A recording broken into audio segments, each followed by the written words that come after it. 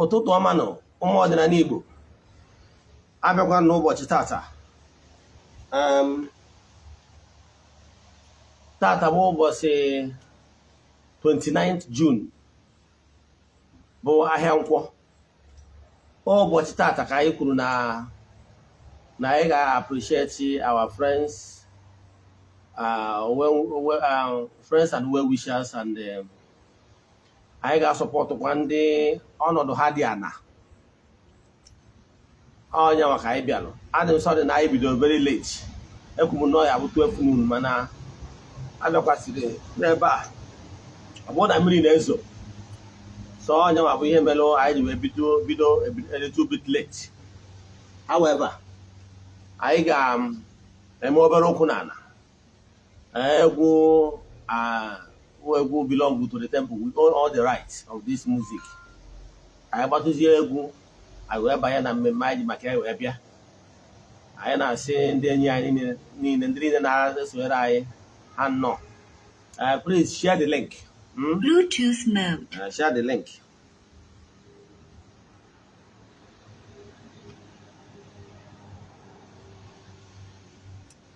Egwu anyị bịa.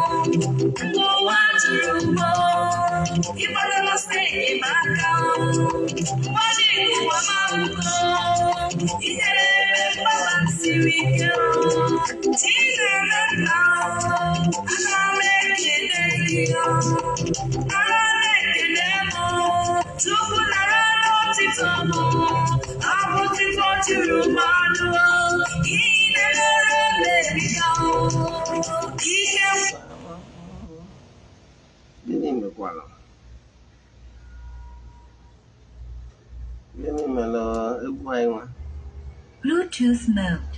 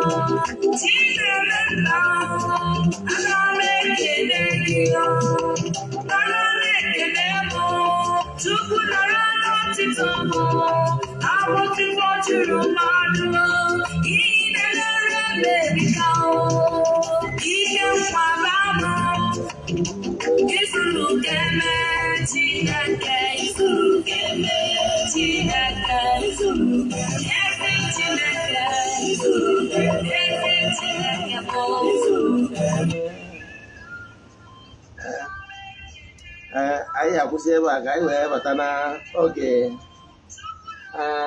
mmemme anyị kpọrọ n'ụbọchị taa. Ekelegoro m ndị friends and well wishers anyị all over the world, viewers all over the world. Anyị abịagoro ụbọchị taa bụ ụbọchị anyị kara aka bụ 29th June.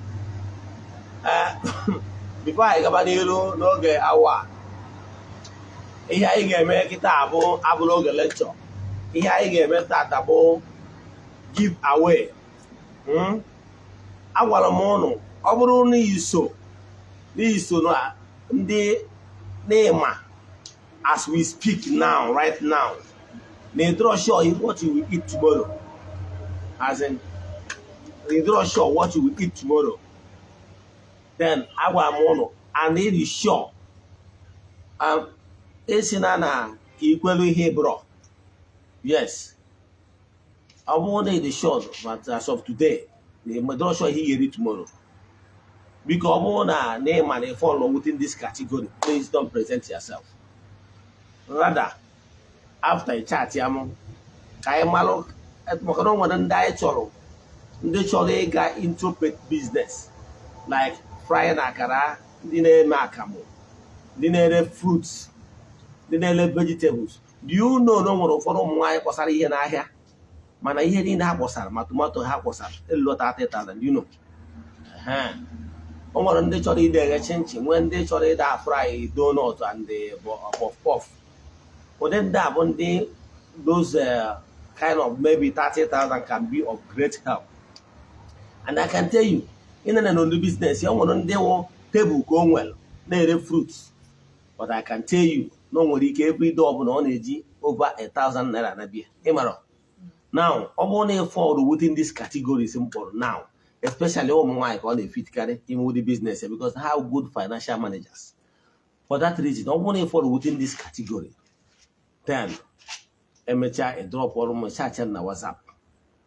Then, ka anyị mara ka anyị ga-esi tinye gị na ndị anyị chọrọ ka this temple na-akwado ka ha bido pet business. So for now, on the pet business ka anyị chọrọ for now. Ọ bụrụ na iso na ndị na-eme capital business biko ọka ahụ bụrụ kwa ọnụ ha chọkịta ka anyị bidogoro from small. Then chat ya anyị oge na-adịrị anya anyị ga-enwekwa time anyị ga-advise ndị na-etu nye ha ego nke ha. Mana taa ihe anyị na-egwuru kịta abụ maka ndị adrọshọ ihe ha ga-eri tomorrow. So ọ bụrụ na ịfọlụ within that category, anyị chọrọ only mmadụ ịnọ fọlụ na that category. Ndị anwa anyị ga-enye ha ego. Agwa m na ndị ara anyị ga-enye ha 5,000 maka ndị adrọshọ ife ha ga-eri tomorrow. So ihe ị ga-emedewe bụ ọ bụrụ na n'iso na ndị enweta ego a, ị ga-emedewe say a word of prayer. Say a word of prayer in appreciation, gratitude to the Most High. That is the only thing ị nwere ime. Then enwekwuziri my fans as friends. Mmadụ ite naanị ha ga-adị mmadụ ite naanị ndị a ihe ha ga-eme bụ ndị a bụ ndị anyị ga-enye some amount of money. So ọ bụrụ na emesịa ma onye ọbịa anyị nwere ga-ebido ịkọwa ihe gbasara ya maka agwa m ụlọ na tata na ọ ga-anọ ebe a live. Now ihe anyị ga-eme bụ mmadụ ite naanị ndị a ha karịrị mana o nwere mmadụ ite naanị ndị anyị selected ndị na-akọmentị ma na ihe na anyị na ndị na-eshi akarị our messages, our videos and talks. We have been noticing some of them. It's true that it might not reach everybody, but for now, for this first phase, I got elutafa. I don't want to buy me ihe na-etu na April One quarter did the Palelenia, no various amount of cash, the how as well. So now we head in here. Then minus nigga, married to Nani again what I hear there. Then almost was the one of friend I will makia. Then Tatakwa. Ungalago was young what a brow or basalo challenge jungle, a fractured bone. But an condition as you were taking that noisy surgery guy gave me. Then almost some of my friends indeed today go, but I don't go, he do support the medication. Did they do a I got papa Abraham. No one way you can to add the mother now. Onion cause of see onion cause on Canada, while onion cause on the US. So I don't buy my papa for you can ever. Then the one on with you now on my own. Because this situation which was not temple more in your way. So car introduction, it will we can see where me. So I'm not on now. Just must stop.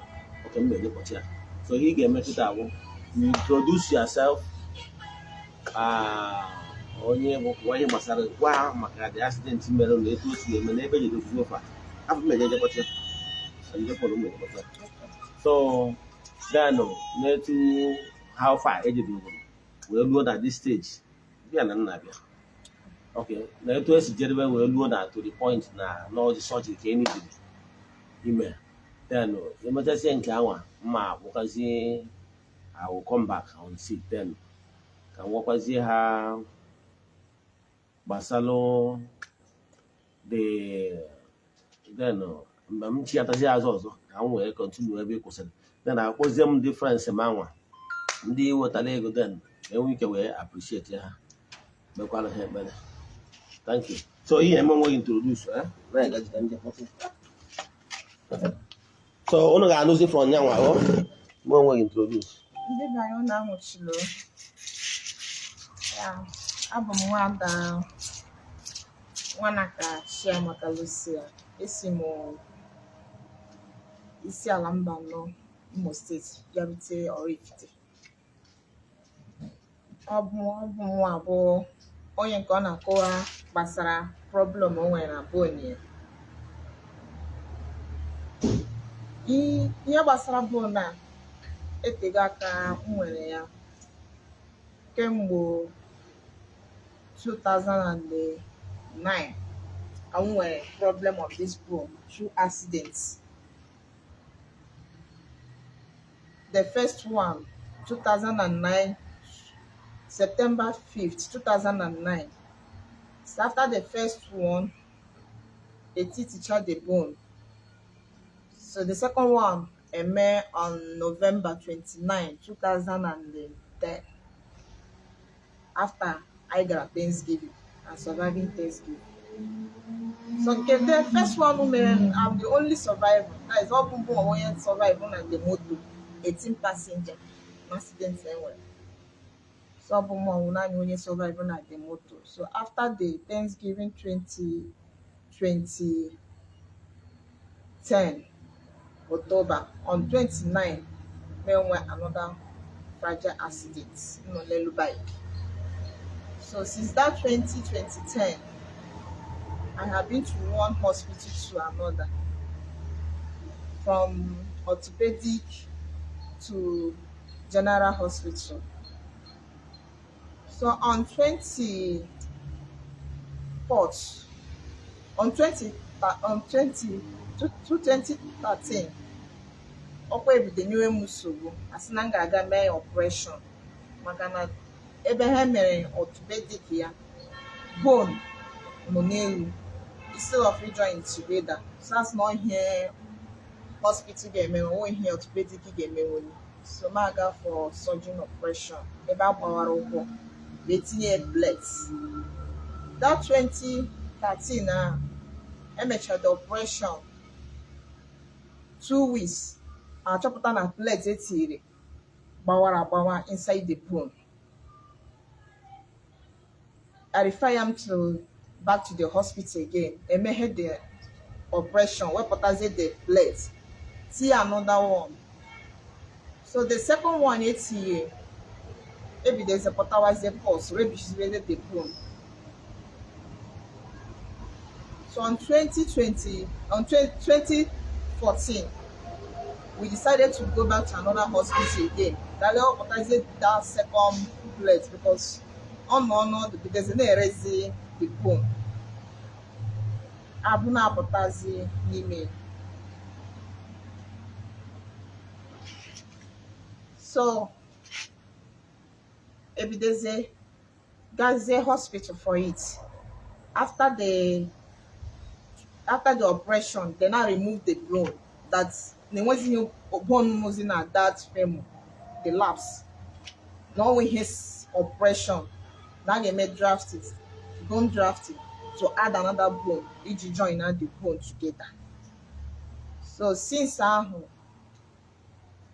2015, I got the operation till now, we have been running for it. They refer us to India to do the operation, but due to there's no financial stand. But later, one of the doctor referred us to Kano, that they will handle it very fine. After the inquiry, they asked us that if you are coming, I want to get there for the operation. I get 1.3 million. So they first said, and on that process, I know now, Mary, I lost my dad, who is the architect of everything. So I lost my dad. So since then, we have been running for it. So now I'm over time is the and she got again until they meet here. We go cheat today. Ya power near Basara programmer. But since then, he has been helping me financially in any way he can. So today, see how I'm not fans. Say he need it for them today. So be a kanjire be a opa. I mean no. So now we see what.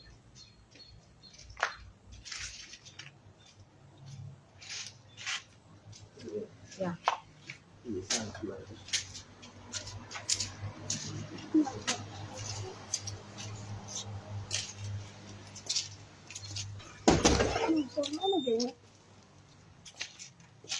Sorry.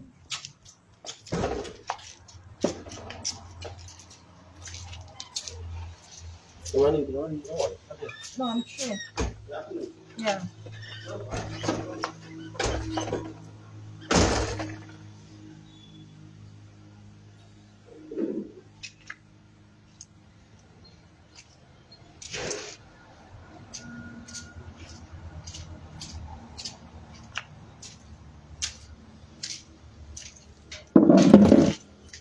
ndị ọma na-ege ntị ahụ na-anụgo n'ihe nwada Chiamaka kwuru gbasara ọnọdụ ahụike ọkwa ịkwara ha na nọọsụ dị ka nọọsụ ya na so ihe ọ passed through. Why I'm so concerned concerning this her own case is this. I was of the opinion that since his late father was a member of knighthood, I think Knight of St. John, right? Yeah. So for me, I would like Keruru Obala Namadu belong to any organization. And when you are no more, or maybe you have any challenge, maybe by accident or health challenge, and that organization will not be able to come to your aid, it's bad. Like me, I'm a member of also title holder in oraifite, Anambra State.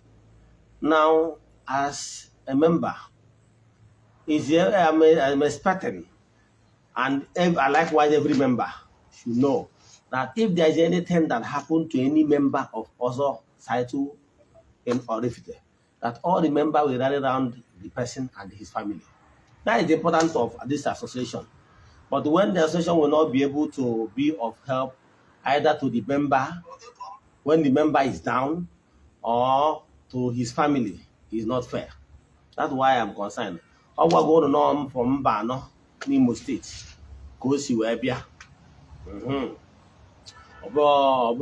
She's not from Anambra State now, but her condition really touched me.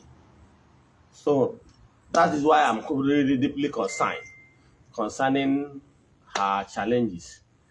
And I hope, believing that by the power of the Most High,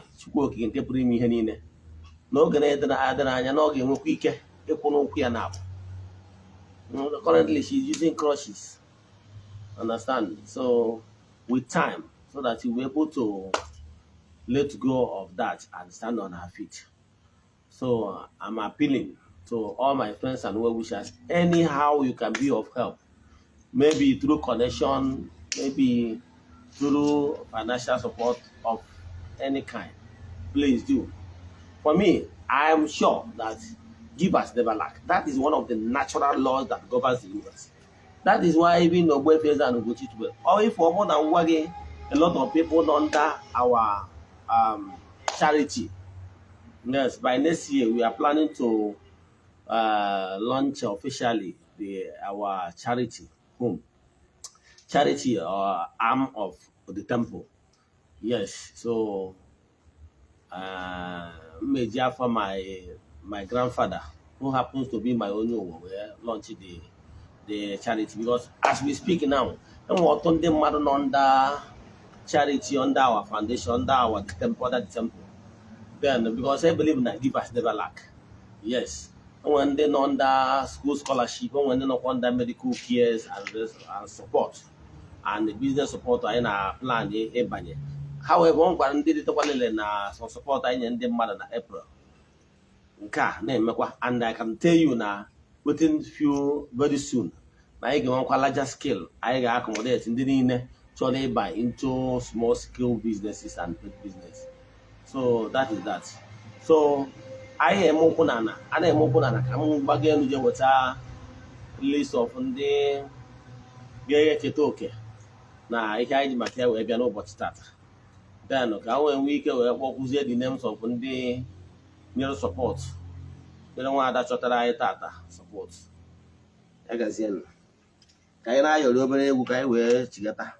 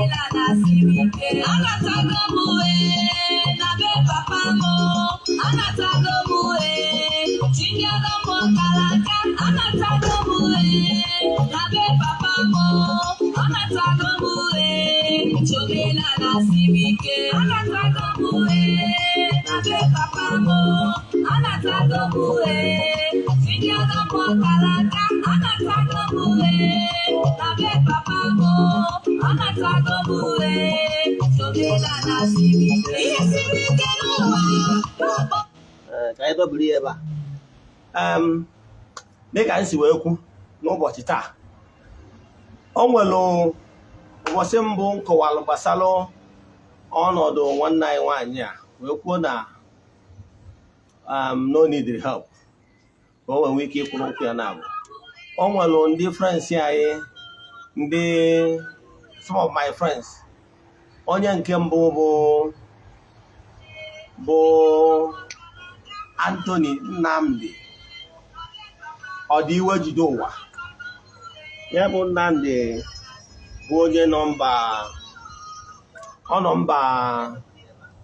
mba Canada. so mgbe e kwuchara ihe gbasara ya o sendịrị ego wee sị ka enye ya bụ onye merụrụ ahụ o wetara 12,000 naira. So ihe ekele ya bụ onye kere ekpere ị na-ekpere ya. Ana m eti Chineke gozie ya, Olisa bi n'igwe gozie ya ebe ọbụla ọ nọ. Ebe ọbụla o tinyere aka ga-abụ mmaji pụrụ mmaji. Onye ga-achụ ya ga-ada. Ihe ọbụla nke ọ na-eme n'ụwa a ga na-aga sịrịsịrị. Obiligwe nke atọ ga-ekpuchiwe ya mpụ na mbata ya. Anyị na-anụgo ebere obelu ya bụ enyi anyị nwoke bụ Anthony Nnamdi Iwejide ụwa, ọ nọ mba Canada. Dịka onye nchụaja, ana m ekwubi n'isi gị na taata ilotalụ onye nọ na mkpa na chi nke nna nna nna anyị ha Chukwu okike kere elu ka ana na ọ ga-echetakwa gị n'oge mkpa. Ihe ọma dị iche iche ga-emere gị na distance is not a barrier. Na ihe ọbụla itinyere aka na mba obodo ahụ ị nọ na ị ga-eweta ihe ọma dị na mba wedata n'ụlọ. Na-eto aka nsi gị ọ ga-esi mme afịa na anọ ụbọchị na anọ ise. Onye nke ọzọkwa wetalụ 30,000. My friend ọ nọ US, aha ya bụ Chinedu Akosa. O wetara 30,000. Ego ha na abụrụ ihe a. Ya ọ pụtara 30,000 naira and 12,000 pụtara 42,000. Onye nwa dị ha. So kedu ekpere ị na-ekpere ya bụ Chinedu Akosa? Ana m asị Obiligwe nke atọ gozie ya. Ọpụpụ na mbata ya ga-abụ ngọzi. Ihe nke ọ na-achọ n'obodo nke ahụ ọ ga-eji ewebata na obodo ya ebe a. Obiligwe gozie ya n'ụlọ ebe nke ọ na-arụ ọrụ, gozie ọpụpụ ya na mbata ya. Dịka onye nchụaja ekwuo m okwu n'isi nwanne m nwoke bụ rụgo enyi m nwoke bụ Anthony Chinedu Akosa, onye nna akpọwa ezigbo mmadụ. A sị m na ihe ọma ga-emere gị ebe ọ bụla isi wepụta ego a wee sị na onye nọ na mkpa na ihe ọma gị ya na o kwesịrị ka o nwee sọpọt. A sị m na Chukwu okike na ndị afụrụ anya ga-ewechighara gị ya na ihe ọma anyị na-achọ na mba US na ị ga-enweta ya. Na mgbe ọbụla na ị nọchara na ị ga-eji nnupụta ihe ọma dị iche iche na-aga na-enye gị ego, na-ebunye gị ike n'ọnụ uwe ego ka nọ na ego ga-abịara gị. Na projekti ọbụla iji n'aka na ị ga-alụgide alụcha ya na agha alụgide kwụsị. Dịka onye nchụaja ekwubie m okwu si na distansị abụrụ ebara ya. Ihe ọbụla itiri aka na ọ ga na-aga na onye na-achụ ga-ada. Onye mejọkwa anụ gị ị na-achụ ya, onye a ga-adakwa. So ihe ọma ka nna asị ya mere gị ahịa na-anọ ụbọchị na-anọ. So nke ọzọzi bụ bifo anyị gaba n'iru bụ ihe ego onyinye mụ na Ugochi tụbọrọ na temple anyị nwa na-enye iji wee sọpọtụ ha medical bill. This is 100,000 naira. Ego anyị na-enye ka anyị wee sọpọtụ ya na medical bill ya. Anyị ji eziokwu na anyị mana ego a ama ezu medical bill ya, mana anyị sị na anyị ga-ebido riri na something wee na-ayọkwasị gị nwa na-ege ntị nwa ihe ị nwere tee. So na tata bụ 29th June na mụnwa bụ Ogbuefi EZE-ANA Ugochi tubelu oraifite na-enyekwa ya 100,000 naira ụbọchị taa iji wee sọpọtụ ya na medical bill ya.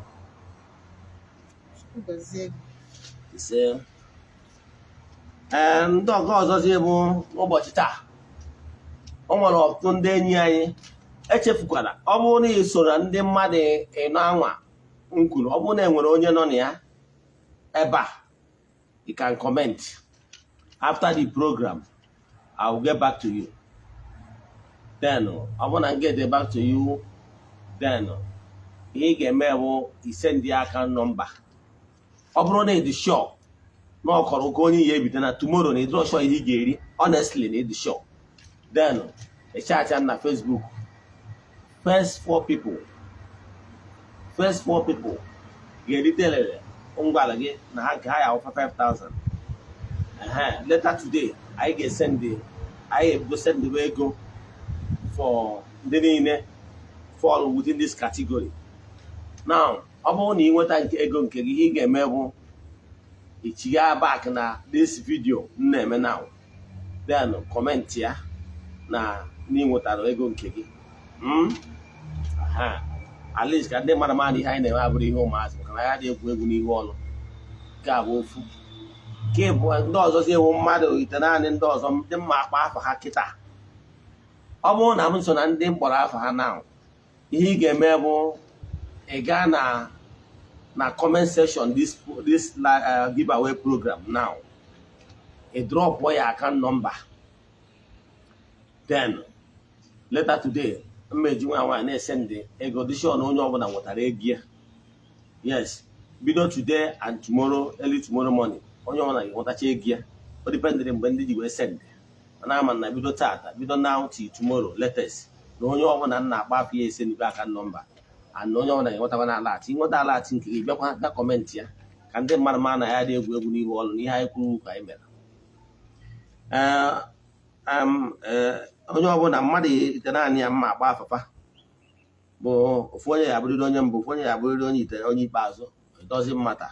Ihe ma ọ na afa gị pụtara. It doesn't matter whether ma kpọrọ aha number 1.